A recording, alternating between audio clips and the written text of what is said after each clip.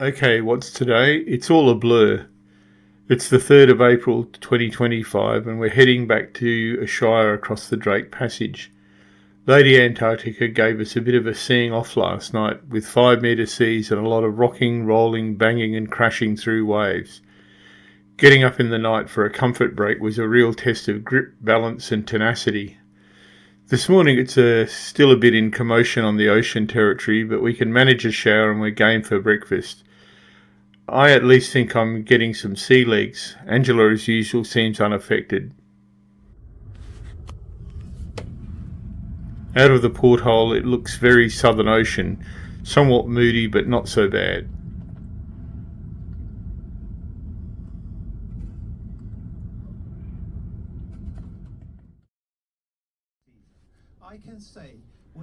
It's going to be a day at sea, so there are crew presentations.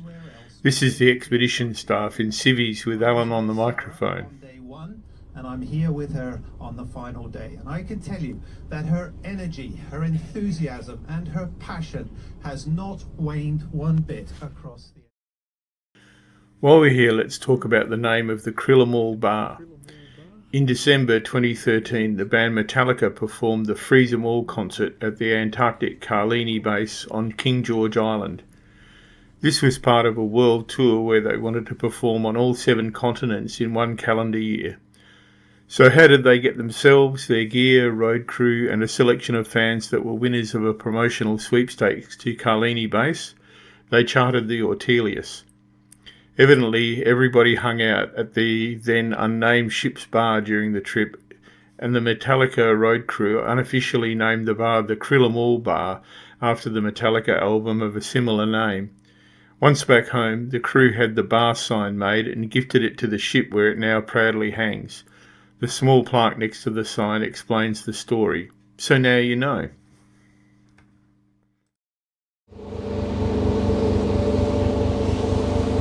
So the upper decks, or the decks, are just about clear of snow now. There's a couple of little bits of ice laying around the place. Snow's gone off the lifeboats. We are still a few hundred kilometres south of Ushuaia, and we might get a short side trip because we're running ahead of schedule. Might get a short side trip to have a look at Cape Horn, although we won't be landing there. Now is typical with these things. I actually came up to try and get some footage of albatross and petrels, and there were a whole heap around before when we saw some pilot whales. So I dashed off, got the camera, and there's nothing here. What, dolphins or something? Yeah. That's it there. Good catch. Yeah.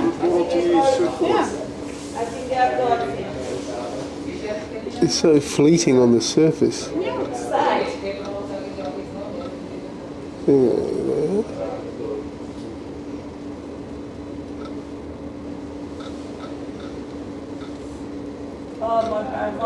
at the speed they're moving at. Yeah, I think it's dolphins.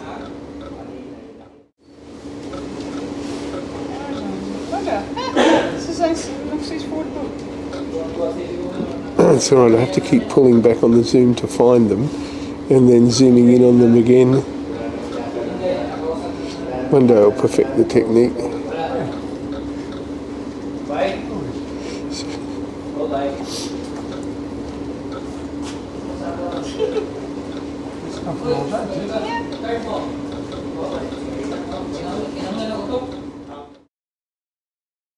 It's the 4th of April today and the sea has flattened off a lot. It's very calm by Drake Passage standards, even this far north. We're due to arrive in Ushuaia early tomorrow morning and should catch sight of land this afternoon. Because we're running ahead of schedule, we're going to do a slight detour to pass Cape Horn. If you haven't seen our South America videos, you know our ship cancelled a trip to Cape Horn due to bad weather, but now we're going to get to go at least within sight of it, but we're not going to be able to land there. Did finally catch some petrels and albatross following the ship. They're more numerous in the Drake than in Antarctica.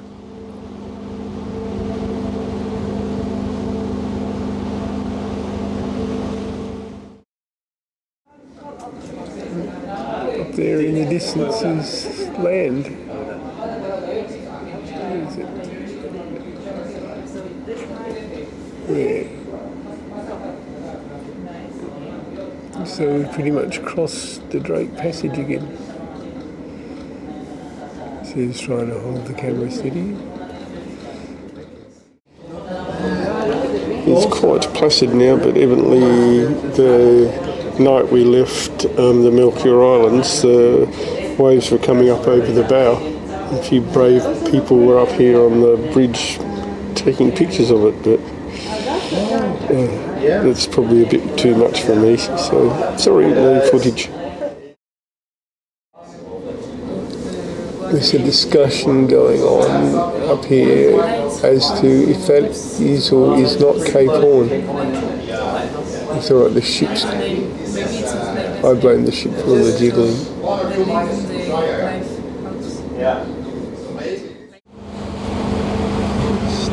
Starting to see more land up there. Headed directly for Cape Horn, but more importantly, I've just called lunch. I'm freezing, even though it's like a sunny 4 degrees, it's still bloody cold. Cape Horn coming up ahead. I think we're going to get as close as we are allowed to get to it and then chuck a ridey and sail past. Hopefully I can see the monument on there. So it's sort of at our closest point. It's sticking numbers to people and say we have to stay on the bridge for some sort of lottery, I don't know.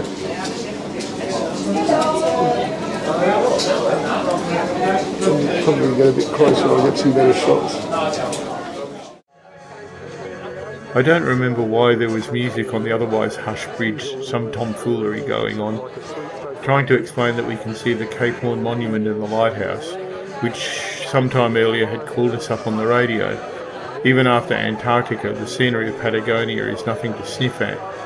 As part of the aforementioned tomfoolery, we're going for a record of how many people we could get onto the bridge of the Ortelius. I think we maxed it out at 116 and the helmsman could still see. Sorry about the vibration, but that's just about the best I'm going to get from this distance with it silhouetted against the sky.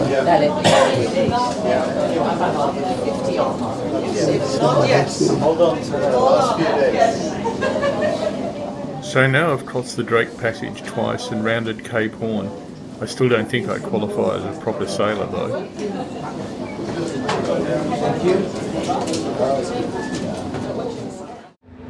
Trying to get some final pictures, not shooting through the bridge windows, since that's the lighthouse there, and that should be the monument there, I think. Anyway, we technically rounded Cape Horn, so on our way up to the Beagle Channel and Ushuaia. We should get to Ushuaia about 1 o'clock in the morning.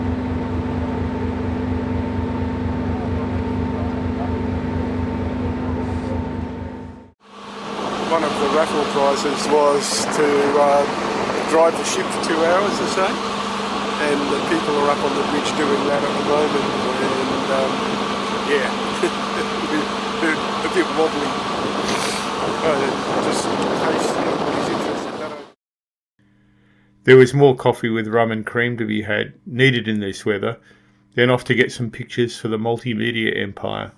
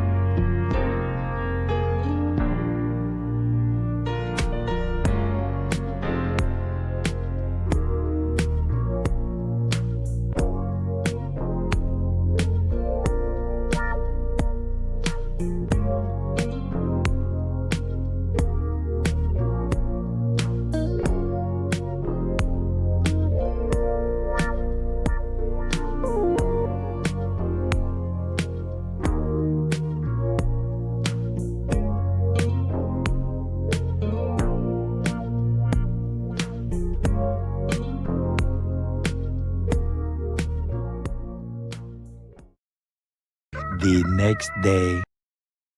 It's the 5th of April 2025, and early in the morning we dock in Ushuaia. We've already returned our boots and parkas the previous day, so it's off to breakfast, say goodbye to everyone, including the expedition crew and Captain Per, and then we descend the gangplank to become ordinary tourists again. Expedition adventurers no more. We feel flat. Some final pictures, and then we head to our hotel, which is a short walk away. The expedition crew and some of the ship's crew are going home from here. We'll see some of them in town during the day before they head off to the airport and their various homes. The ship is heading back to the Netherlands, her base, where she'll be undergoing maintenance and a minor refit. She'll have a large skylight added to the roof of the lounge. Then she's off to the Arctic for the northern summer. The hotel staff will stay on to completely clean the cabins and be dropped off in Montevideo to fly home. So that's it, we're off the ship and heading into town. Got to sort out our accommodation. Well, accommodation, everything's already booked. Blah blah blah. I'm talking rubbish. It's a bit disorienting. I'm very sad it's the end of our trip. And just as contrast, the Ventus Australis is in, which has been doing the Chilean fjords, and very much not our kind of ship. This doesn't look to be much outdoor space on it to get outside and get snowed on. But hopefully we'll see the Ortelius again.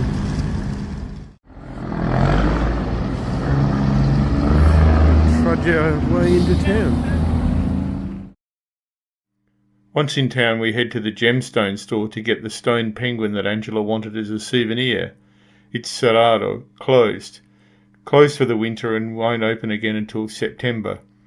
Looks like we'll have to find the branch in Buenos Aires. The next day, the 6th, I was supposed to go trout fishing. The guide sort of cancelled and never turned up. It's a long story. The weather was perfect, not only for fishing, but for strolling around, seeing the sights. We kept bumping into other passengers from the Ortelius that had decided to stay for a few days. Then we have to get ourselves to the airport. Our route home is the reverse of the trip in: Ushuaia, Buenos Aires, Santiago, Auckland, Sydney, Perth.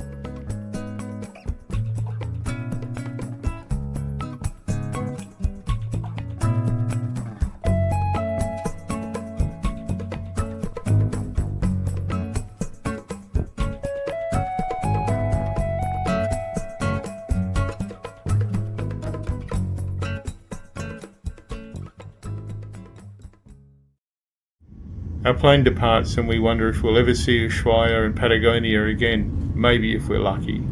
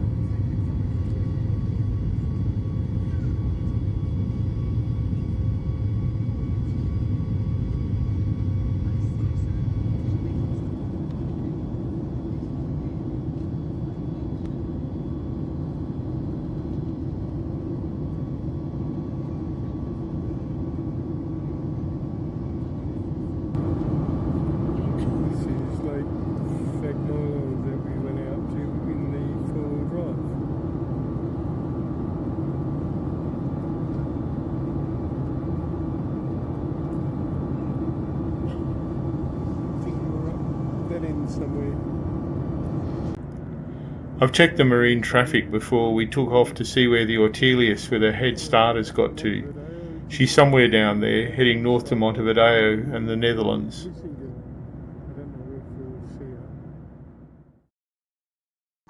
It's the 9th of April and we're back in Buenos Aires. Shopping time. We have a stone penguin to find and I have to buy a new fishing rod. We have our flight out tonight, so we walk, admiring once more the architecture, the gazillion shops and the choice a big city brings.